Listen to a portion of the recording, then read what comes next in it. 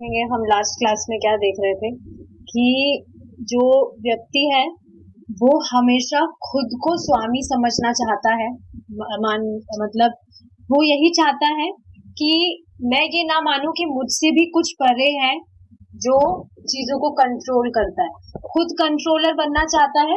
इस वजह से वो इस चीज को स्वीकार ही नहीं करना चाहता है कि कोई ऐसी भी कोई व्यक्ति है, कोई ऐसा भी व्यक्ति है जिनसे सारी चीजें कंट्रोल हो रही है। तो इसी को हम कंटिन्यू करेंगे। हाँ, देखिए, इस ब्रह्मांड का कोई नियंता है, इस बात को मानने से हम इनकार कर देते हैं, क्योंकि यदि हम नियंता को स्वीकार करेंगे तो हमें अपने पाप कर्मों का उसी प्रकार हिसाब देना होगा जैसे किसी शासन व्यवस्था को मान लेने पर हमें अपने अवैध कार्यों का हिसाब देना पड़ता है। देखिए, ये जो सोच है व्यक्ति की, ये बहुत गलत है। व्यक्ति ये चीज सोचता है कि अगर वो ईश्वर स्वीकारेगा, अगर वो ये स्वीकारता है कि ईश्वर है, हमसे परे है, जो सारी चीजों को कंट्रोल करते हैं, तो फिर हमें दंड भुगतना पड़ेगा, पनिशमेंट मिलेगा। लेकिन ऐसा नहीं होता। देखिए, जैसे अभी सामान्य अगर बात करें, गवर्नमेंट होती है, सरकार होती है, व्यक्ति जो है सरकार के हिसाब से चलता भी है। जो भी वो चीजें बताता है, बताती है सरकार, उसके हिसाब से वो सारी चीजें फॉलो करता है। और क्या इसका मतलब ये है कि बंधन है? आराम से स्वतंत्र रहता है, फ्रीडम होती है, सुविधा मिलती है। लेकिन अब देखिए, गवर्नमेंट की शर्तें भी होती है कि अगर कुछ गलत करेगा तो पनिशमेंट मिलेगा। किसी को उसने चक्कू मार दिया, या किसी का सर फोड़ दिया, या कुछ चोरी करने लग रहा है, अगर कुछ भी गलत काम करेगा तो दंड मिलेगा। लेकिन अगर गवर्नमेंट के हिसाब से रूल्स फॉलो करके चलता है तो सारी उसको सुविधा भी मिलती है और फ्रीडम भी मिलता है। सरकार से उसे कुछ भय होता है, मतलब भय इन सेंस कि हमें कुछ रूल्स फॉलो करके चलना है। बिना रूल कुछ फॉलो करे तो व्यक्ति वैसे भी कुछ नहीं कर सकता। ये चीज तो हमने बहुत शुरू में पढ़ी है कि व्यक्ति नियम पालन करता ही है कुछ ना कुछ, और खुद की इच्छा से करता है। ऐसा नहीं है उसे बाधित किया जाए। तो ये व्यक्ति की गलत सोच होती है कि अगर ईश्वर को मानेंगे तो हमें डर के रहना पड़ेगा। जबकि आप देखेंगे, हम भगवान की बात मानते हैं तो कितना प्रेम से रखते हैं भगवान, और बहुत आशीर्वाद भी प्राप्त होता है, बहुत बड़ा आशीर्वाद प्राप्त होता है कि उनके पास खुद को ही दे देंगे वो। और देख रहे हैं हम, पहले हम चीजें फॉलो नहीं कर रहे थे तब ज्यादा सफरिंग थी, लेकिन अब भगवान की बात फॉलो कर रहे हैं हम तो कितना प्रेम से रख रहे हैं, लिटरली ये चीज महसूस होती है। तो ये गलत सोच होती है।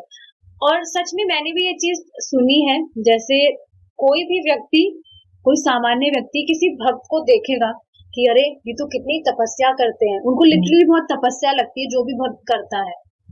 हमारे लिए कोई तपस्या नहीं है वो, हमें सुख प्राप्त होता है उससे।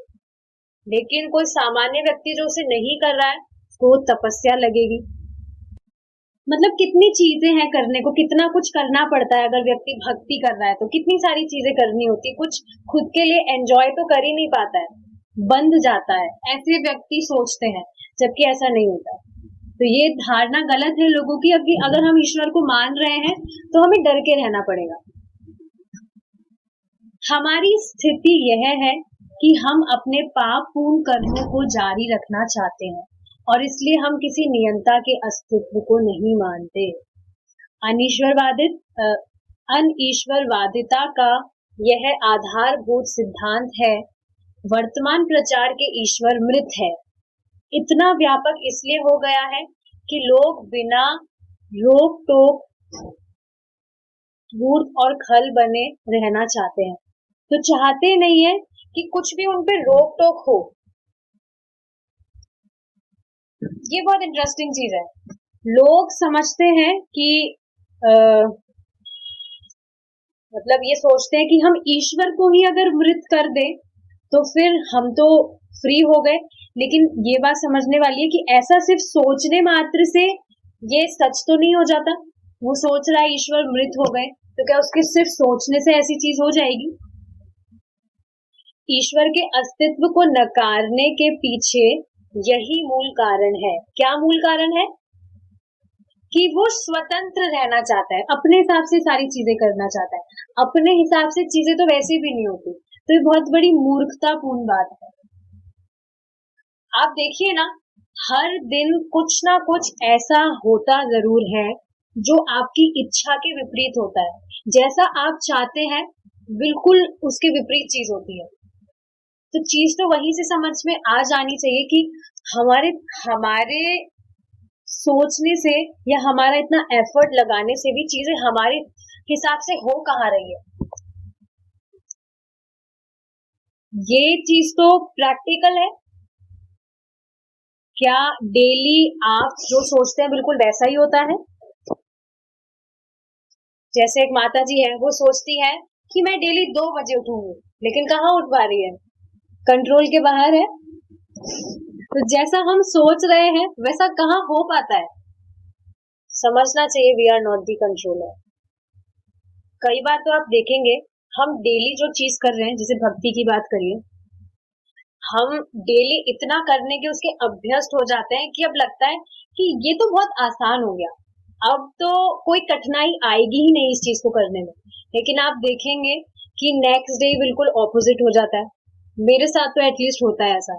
जैसे बीच में मैं आराम से मॉर्निंग प्रोग्राम से पहले मेरे 16 राउंड्स कंप्लीट कर पा रही थी, और उसके बाद डबल कर पा रही थी प्रोग्राम के बाद में, पर बीच में फिर से डाउन। तो ऐसे सोचते हैं हम कि अरे वाह, इतने टाइम से कर रहे हैं, अब तो इजी हो गया, अब तो कोई परेशानी नहीं है, आसानी से अब तो हम कर लेंगे, कोई परेशानी नहीं होगी। पर ऐसा नहीं होता है। आप देखेंगे ये चीज हम जब भी सोचते हैं, प्राउड नहीं बोलेंगे, पर फिर भी हम जब सोचते हैं तो तुरंत ऑपोजिट जरूर होता है। प्रभु जी भी इस चीज को बताते हैं कि कुछ भी चीज सोचते हैं, अगले दिन ही बिल्कुल ऑपोजिट हो जाता है उसके। तो भगवान दिखाना चाहते हैं कि हम अपने आप को कंट्रोलर समझ रहे। कंट्रोलर तो नहीं समझता, बस समझता है कि कृष्णा ही सब कुछ कंट्रोल करते हैं। बट हाँ, बस थोड़ा प्राउड ना आ जाए, तो इसलिए वापस से ट्रैक पे लाने के लिए भगवान ऐसी कुछ परिस्थितियां सामने ले आते हैं। इस संबंध में एक बंगाली कहावत है। देखिए, बहुत इंटरेस्टिंग चीज है ये। क्या कहावत है? शकुनी शब्द का अर्थ है गृध, गिद्ध। गिद्धों को मृत पशुओं के, विशेषकर गाय के मृत शरीर को खाना पसंद है। कभी कभी गिद्धों को कई दिन तक कोई मरा हुआ पशु नहीं मिलता, इसलिए यह कहावत है कि गिद्ध गाय को मरने का श्राप देता है। हाँ, देखिए, ऐसा होता है, जो गिद्ध है एक पशु ही है, तो वो कार्निवोरस है, तो दूसरे पशुओं का मांस खाने में उसे अच्छा लगता है, स्पेशली गाय का मांस।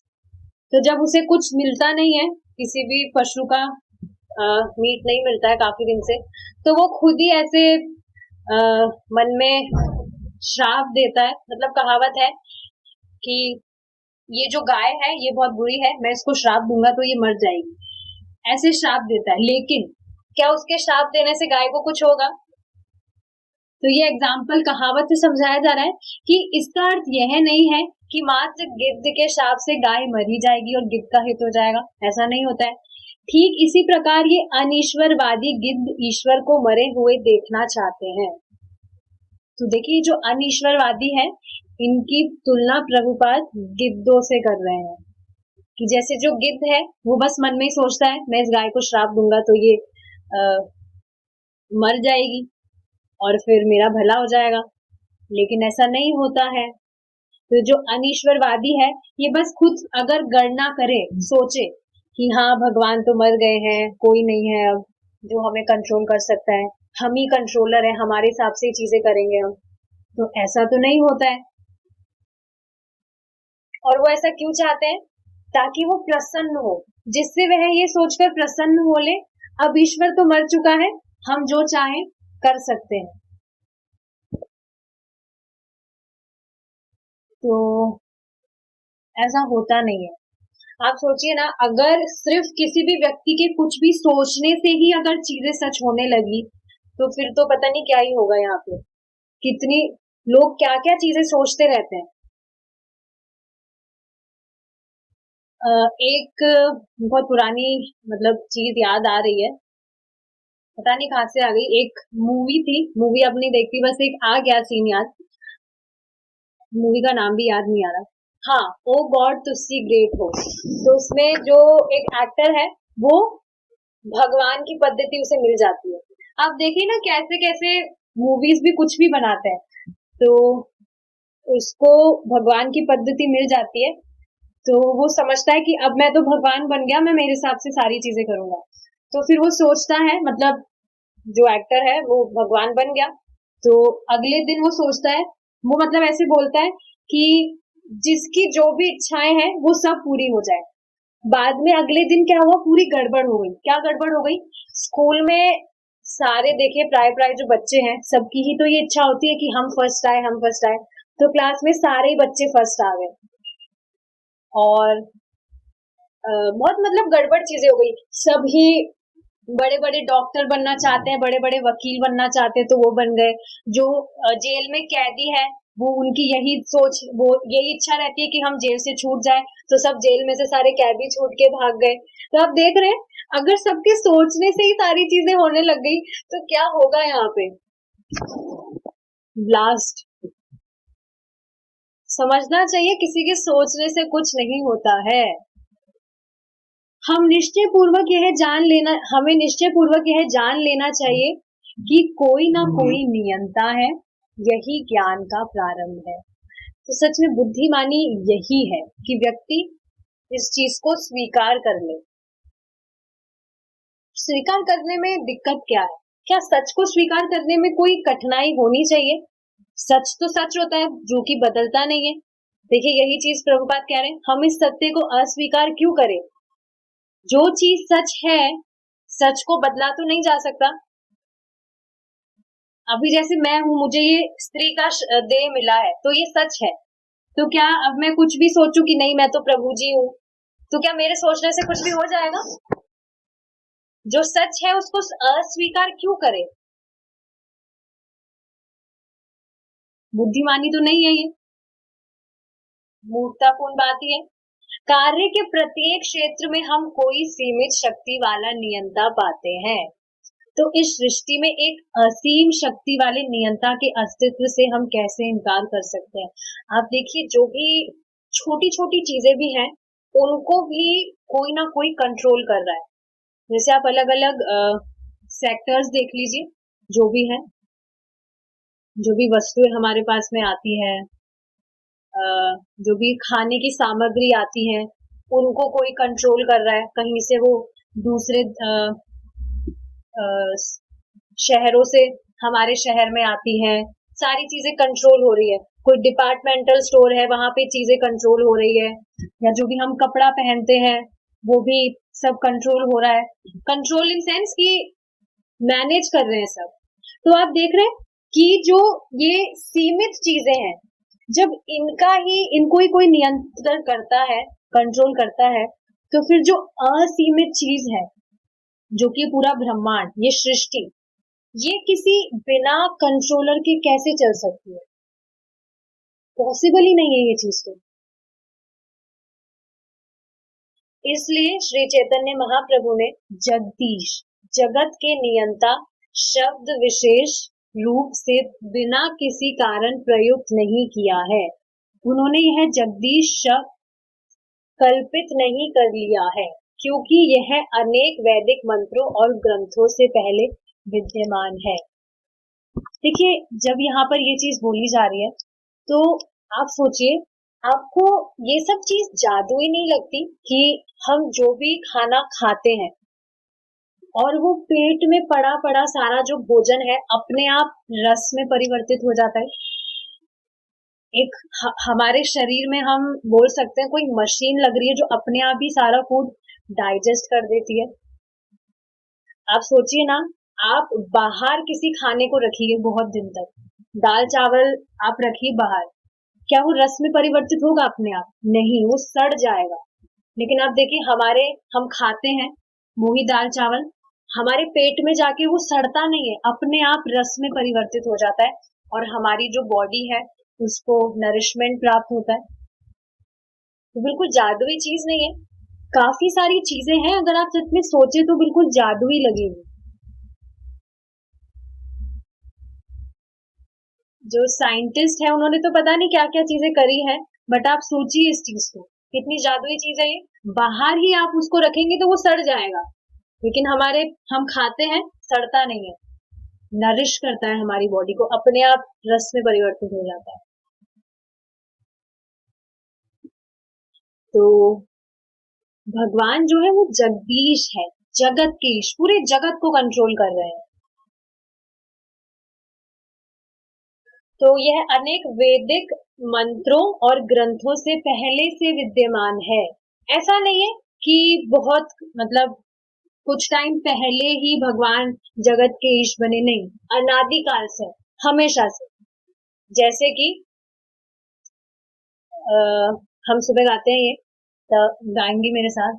तब कर कमल बरे नख अद्भुत श्रृंगार, दत्त हिरण्यकशिपु तनुभृंगाम, केशवगृहीता नरहरि रूपा, जय जगदीश हरे, जय जगदीश हरे, जय जगदीश हरे।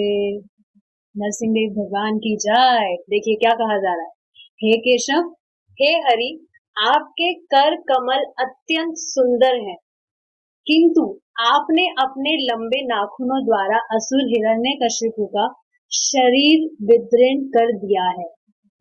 हे जगत नियंता जगदीश, मैं आपको सादर नमस्कार करता हूँ। ये महाकवि जयदेव जो है, उन्होंने ये गीत गोविंद कृत किया है, लिखा है, मतलब उनके द्वारा कृत है ये। अब देखिए, हिरण्यकशिपु एक नास्तिक था जिसने ईश्वर के अस्तित्व से इनकार किया था। मतलब जो हिरण्यकशिपु है वो अनीश्वरवादी था, खुद को कंट्रोलर समझ रहा था। एक श्रीमद् भागवतम में ही प्रभु जी कथा सुना रहे थे, कुछ हफ्ते पहले बात है, जो सबसे पहला रूप था भगवान का, मतलब उसमें अध्याय में, कैंटो में, तो उसमें जो हिरण्यकशिपु था, हिरण्यकशिपु नहीं, हिरण्याक्ष था वो, तो भगवान पृथ्वी को लेकर जा रहे थे बचाकर। तो जो हिरण्याक्ष है वो चिल्ला रहा था, ए तुम मेरी पृथ्वी को कहाँ ले जा रहे हो, मेरी पृथ्वी को कहाँ ले जा रहे हो। तो देख रहे हैं आप, जो असुर लोग होते हैं उनकी मति ही ऐसी होती है, खुद को कंट्रोलर समझते हैं, सब कुछ भगवान का है, लेकिन वो क्या बोल रहा है, मेरी पृथ्वी कहाँ ले जा रहे हो तुम। हाँ, भगवान ने शूकर का रूप धारण किया था, तो भगवान ने एक थप्पड़ से ही उसको मार दिया था, थप्पड़ लगाया था, और फिर बाद में अपने जो सिंग होते हैं, जो जंगली सुअर होता है उसके सिंग होते हैं, तो बाद में उसमें वो घोंस दिए थे भगवान। तो बात ये कही जा रही है कि जो भी दानव प्रवृत्ति के लोग होते हैं, उनकी यही सोच होती है, मति होती है, हम कंट्रोलर हैं। हिरण्यकशिपु हिरण्याक्ष का छोटा भाई था, एक नास्तिक था जिसने ईश्वर के अस्तित्व से इनकार किया था, किंतु भगवान श्री नरसिंह देव, आधे पुरुष आधे सिंह। ये स्टोरी पता है, हिरण्यकशिपु ने ब्रह्मा जी से वरदान लिया था, बहुत मतलब इतने दिन बीत गए थे, बोले गया कि मेरी ऐसे मृत्यु ना हो, मेरी वैसे मृत्यु ना हो। पहले तो उसने वरदान मांगा था कि मुझे अमर होने का आप वरदान दीजिए। ब्रह्मा जी ने कहा, मैं खुद ही अमर नहीं हूं, तो फिर मैं तुम्हें अमर होने का वरदान कैसे दे दूं,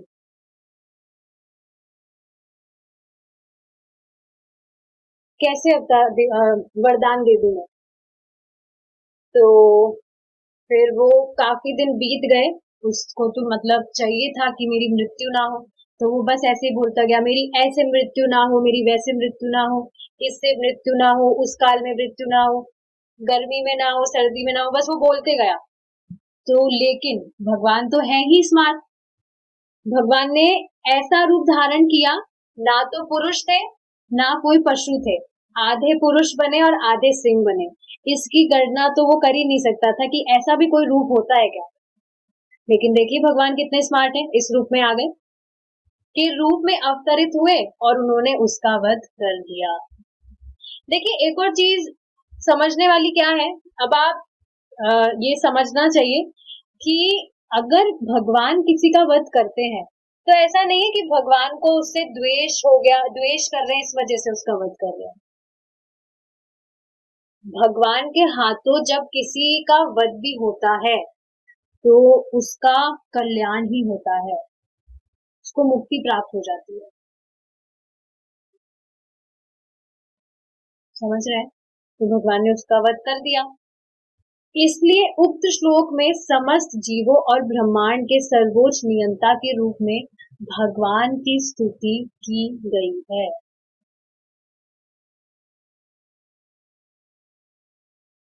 देखिए व्यक्ति का सबसे बड़ी मतलब यही प्रॉब्लम है।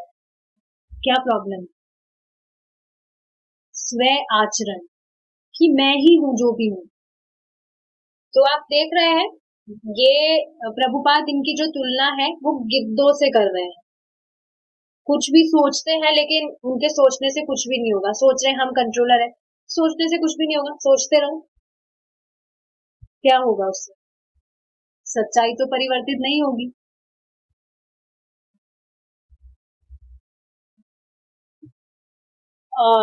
देखिए एक और बात मैं यहाँ बताना चाहूंगी, जैसे यहाँ पे भगवान ने उसका वध कर दिया, हिरण्यकशिपु का। तो जो भी व्यक्ति भगवान को नहीं मानता है, आपने सुना होगा भगवान स्वयं उसके सामने मृत्यु के रूप में आते हैं। जो भी भगवान को नहीं मानता, भगवान उसके सामने मृत्यु के रूप में आते हैं स्वयं। लेकिन जो व्यक्ति भगवान कृष्ण की पूरे जीवन उपासना किया है, उसको लेने के लिए गोलोक बिहारी कृष्ण, भगवान श्री कृष्ण स्वयं लेने आते हैं उनके धाम, हमेशा हमेशा के लिए। Isn't this just astonishing?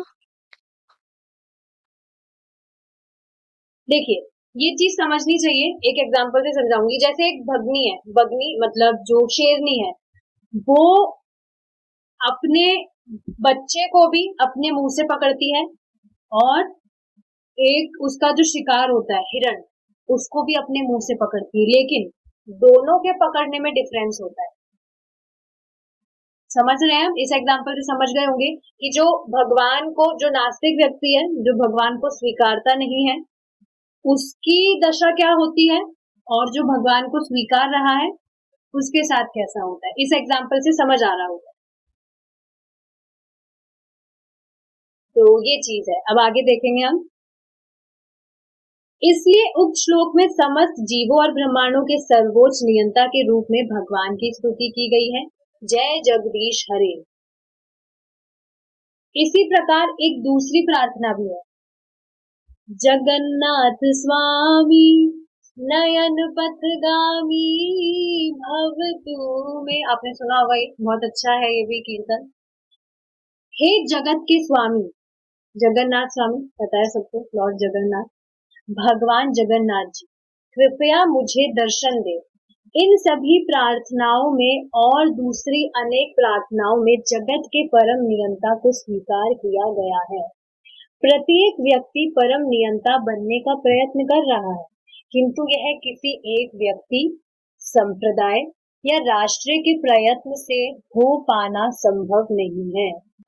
यदि कोई पूरा एक व्यक्ति या पूरा एक संप्रदाय या पूरा एक राष्ट्र भी ऐसा कुछ प्रयत्न करे कि अल्टीमेट कंट्रोलर वो बन जाए, तो ये चीज पॉसिबल नहीं हो सकती है। चूंकि प्रत्येक व्यक्ति सर्वोच्च बनने का प्रयत्न कर रहा है, इसीलिए विश्व में बड़ी प्रतिस्पर्धा उत्पन्न हो गई है। किंतु इस विश्व का निर्माण कुछ इस प्रकार हुआ है कि कोई एक व्यक्ति सर्वोच्च नहीं बन सकता। समझ पा रहे हैं इस लाइन से कि हर कोई श्रेष्ठ बनने का प्रयास तो कर रहा है और इसी वजह से कितना कंपटीशन हो गया है। आप देखेंगे हर चीज में कंपटीशन हो गया है। क्यों? क्योंकि व्यक्ति किसी ना किसी से ऊपर होना चाहता है, श्रेष्ठ बनना चाहता है। लेकिन आप देखेंगे कि भगवान ने इस जगत को ऐसे बनाया है कि हर व्यक्ति से हमेशा कोई ना कोई श्रेष्ठ होगा। व्यक्ति की बात नहीं हो रही है, आप देखेंगे वस्तु भी आप देखेंगे, ऐसा नहीं है कि कोई सर्वश्रेष्ठ वस्तु है। हर वस्तु से कोई दूसरी वस्तु या हर कोई मनुष्य है, उससे कोई श्रेष्ठ मनुष्य जरूर होगा। मतलब हर चीज से कुछ भी श्रेष्ठ चीज जरूर होती है या हर चीज से कोई निम्न चीज भी होती है। भले ही हम अपने को किसी भी स्थिति में रखें, हम देखेंगे कि कोई व्यक्ति या तो हमसे नीचा है या ऊंचा है। स्पष्ट है ये चीज? कोई ना कोई तो श्रेष्ठ होगा ही। कोई एक व्यक्ति यह नहीं कह सकता कि मैं सर्वोच्च हूँ, सबसे श्रेष्ठ मैं हूँ। है तो कोई बता दीजिए, आप किसी को भी आपने देखा हो जो सर्वश्रेष्ठ है। हर कोई किसी ना किसी में श्रेष्ठ है, किसी ना किसी व्यक्ति से किसी ना किसी चीज में श्रेष्ठ मिलेगा ही। मुझसे ऊपर कोई नहीं है, ना ही कोई यह कह सकता है मैं सबसे नीचा हूँ, मुझसे नीचा कोई नहीं है। हाँ, विनोद में अगर कहते वो बात अलग है, लेकिन असलियत में तो ऐसा नहीं होता है ना। अच्छा, एक चीज बताइए, बहुत थोड़ा अच्छा क्वेश्चन है, क्या भक्ति में भी ऐसा होता है ऊपर नीचे? कौन बताएंगे मुझे? अपने आप बताइए, मैं किसी से नहीं पूछूंगी। क्या भक्ति में भी ऊपर नीचे होता है?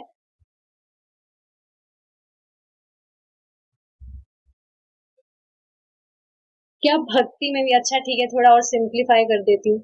क्या भक्ति में भी,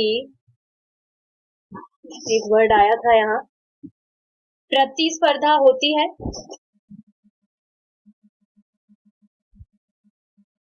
नहीं, हरे कृष्ण माता जी, नहीं। नहीं होती। और कोई कुछ बताना चाहेंगे?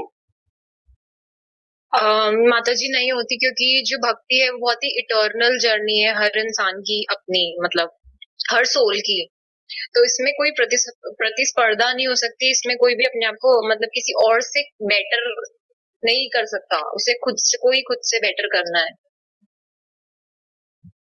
देखिए, बात बिल्कुल ठीक है ये कि भक्ति में ये चीज नहीं होती है।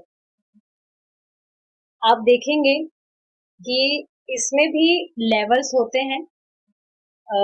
कनिष्ठ भक्त होता है, मध्यम अधिकारी, उच्च अधिकारी।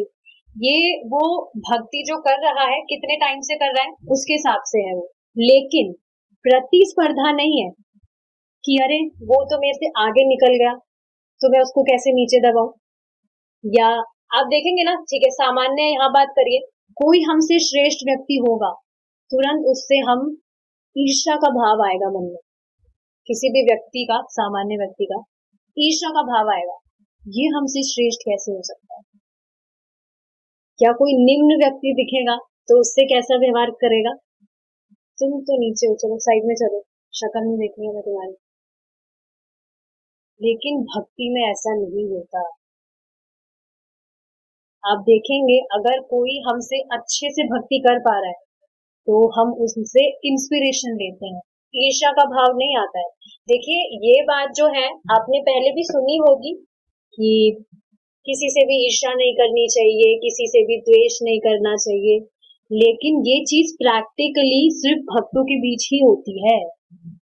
जो व्यक्ति भक्ति नहीं कर रहा, उससे अगर ये चीज उसने सुनी भी है फॉर्मली, फिर भी क्या वो चीज फॉलो कर पाता है? हो ही नहीं सकती है। भौतिकतावादियों में तो ये चीज हो ही नहीं सकती है। ये चीज हमेशा होती है, ईर्ष्या आती ही है अगर कोई श्रेष्ठ व्यक्ति दिखेगा, और हीनता महसूस करता ही है अगर वो किसी से नीचे है तो। या किसी व्यक्ति से कोई नीचे है तो वो उसे हीन दृष्टि से ही देखता है। लेकिन आप देखिए यहाँ पर जो हमसे नीचे मतलब जो अभी नए नए भक्ति में आए हैं उनको और प्रोत्साहित किया जाता है कि और अच्छे से भक्ति करें। हमारे जो साथ वाले होते हैं सेम लेवल पे उनसे उनसे भी साथ में चल के आगे बढ़ा जाता है और जो हमसे अच्छे से भक्ति कर रहे होते हैं उनसे इंस्पिरेशन लेते हैं। और एक और चीज क्या है, जो हमसे द्वेष करते हैं उनसे भी द्वेष नहीं किया जाता, उनको नेग्लेक्ट किया जाता है, अवॉइड किया जाता है, द्वेष नहीं किया जाता। तो देख रहे हैं आप कितनी अमेजिंग चीज है ये। सबसे बड़ी मुसीबत ही ये है। और देखिए भक्तों के बीच में व्यक्ति है तो ये मुसीबत खत्म। और प्रैक्टिकली भी जो भौतिकतावादी भी है उनके लिए भी भक्तों के मन में ऐसी ही रहती है फीलिंग्स, जो उनका बिहेवियर रहता है। ऐसा नहीं है अगर कोई भक्ति ही नहीं कर रहा है तो हम उसको हीन भावना से देख रहे हैं, नहीं होता है ऐसा। और ये सिर्फ भक्त जो है वो ही इस चीज को समझ सकता है कि वो भक्ति कर रहा है, भगवान उसे बुद्धि दे रहे हैं इस चीज इस तरह। जब हम सोचते हैं कि हम सबसे अच्छा ठीक है ये लाइन पढ़ ली, नहीं पढ़ी।